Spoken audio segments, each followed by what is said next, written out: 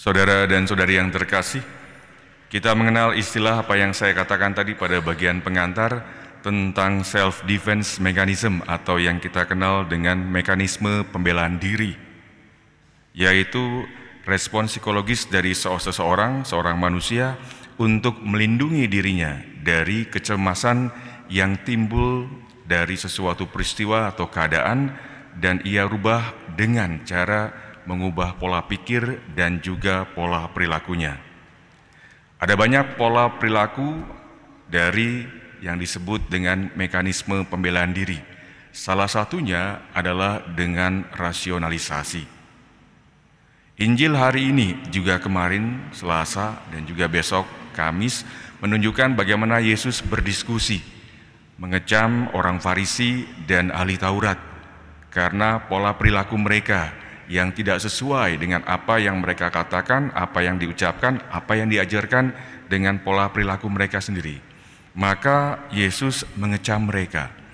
Tetapi yang muncul dari orang Farisi dan ahli Taurat adalah bukan menerimanya, bukan menyelaminya, bukan menghayatinya, melainkan mencoba untuk mengeluarkan apa yang disebut dengan mekanisme pembelaan diri.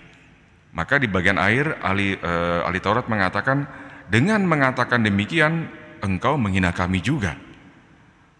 Dan yang dilakukan oleh Yesus adalah bukan mundur teratur, tapi langsung mengeluarkan kata-kata yang kalau dalam bahasa kita itu kata-katanya itu nancep sekali gitu ya.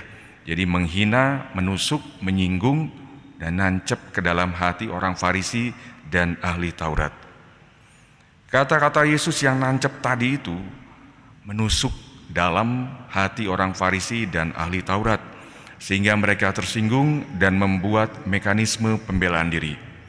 Pengalaman ini mengajarkan kepada kita dua hal.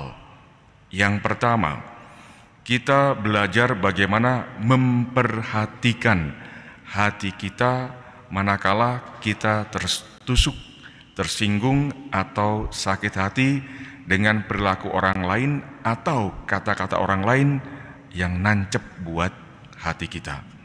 Yang kedua adalah, apakah ketika kita tertusuk, kita tersinggung dengan kata-kata seseorang, dengan perilaku seseorang, apakah kita mudah juga untuk bersikap defensif? Mari kita melihat bersama apa yang membuat saya menjadi sakit hati dengan kata-kata orang lain, dengan sikap orang lain. Terkadang kita terganggu bukan karena dosa kita sendiri, namun sebenarnya yang membuat saya terganggu adalah saya menikmati situasi yang ada, keadaan yang ada, yang sebetulnya keadaan berdosa, atau saya memperjuangkan dosa ini dibanding saya melihat keadaan lain, yaitu masukan dari orang lain yang lebih berarti untuk tumbuh kembangnya pribadi dan juga iman saya sendiri. Saudara dan saudari yang terkasih, sekarang kalau kita balik situasinya bagaimana? Bagaimana jika ahli Taurat dan orang Farisi tidak tersinggung dengan perkataan Yesus? Malahan mereka menyadari dan bersyukur bahwa Tuhan telah memberikan peristiwa ini, masukan ini, evaluasi ini sebagai kesempatan rahmat untuk melihat kembali pola perilaku hidup saya. Jika mereka menyadari, mengakuinya dan berupaya untuk mengubah, maka disitulah dimulai proses perubahan ke arah yang lebih baik. Sayangnya adalah, mereka tidak mau melakukannya.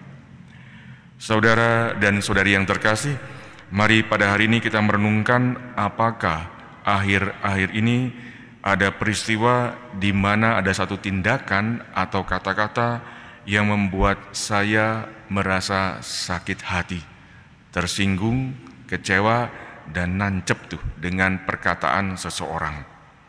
Apakah kita mulai juga bersikap defensif, lebih memikirkan cara-cara untuk membela diri daripada melihat perbuatan kita yang keliru dan mulai menyadari kesalahan saya? Hati nurani kita yang tertusuk adalah peristiwa rahmat di mana kita diberikan kesempatan untuk memperbaiki diri kita. Bersukacitalah kalau hal itu terjadi, karena ketika kita tersakiti, kita dapat mulai tumbuh dan berkembang di jalan kekudusan, di mana Allah menghendakinya demikian.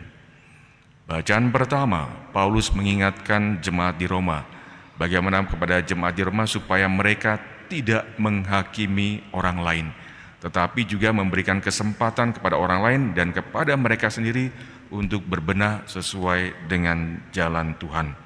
Semoga kita mampu terbuka dan melakukan hal ini. Kita hening sejenak.